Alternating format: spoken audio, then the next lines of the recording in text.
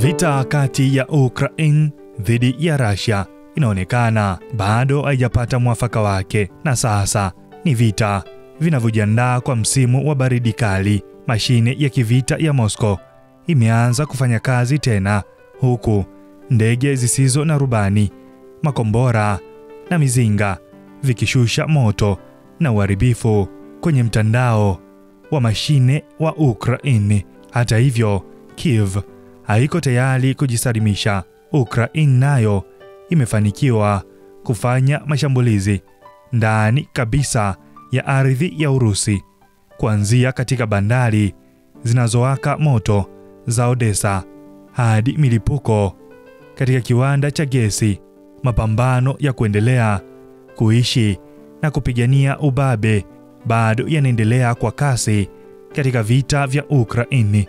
Majira ya baridi yanaweza kuwa karibu, lakini nguvu za kivita bado zinawaka moto. Urusi inajiandaa kwa kile inachokiita mashambulizi ya msimu wa baridi, wimbi jipya la mashambulizi yaliyolenga kuifanya Ukraine ijisalimishe kwa baridi na giza. Moto mkubwa na kukatika kwa umeme kumetikisa Ukraine baada ya Urusi kushambulia kwa ndege 112 za Shahed zikilenga mitandao ya umeme na reli. Shambulio la drone ya Urusi liligeuza bandari ya Odessa kuwa jangwa la moto, likiteketeza makontena yenye mafuta ya mimea na kuwaacha zaidi ya wakazi 300,000 gizani.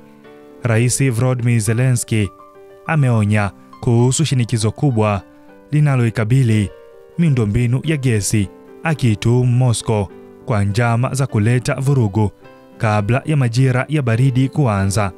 Lakini Kiev haingoji baridi ianze.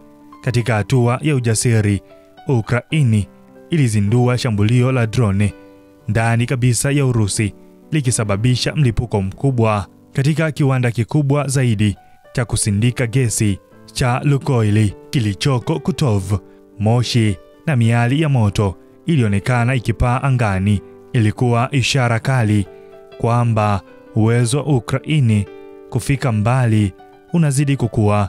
Ripoti zinaeleza kuwa kwa sasa Ukraine inatumia makombora ya hali ya juu ya kupambana na droni yaliyotengenezwa Ubelgiji. Makombora hayo ya milimita 70 yamewekwa vichwa vya FZ-123 vilivyolipuka hewani na kuharibu droni za kivita za Urusi aina ya Shahed.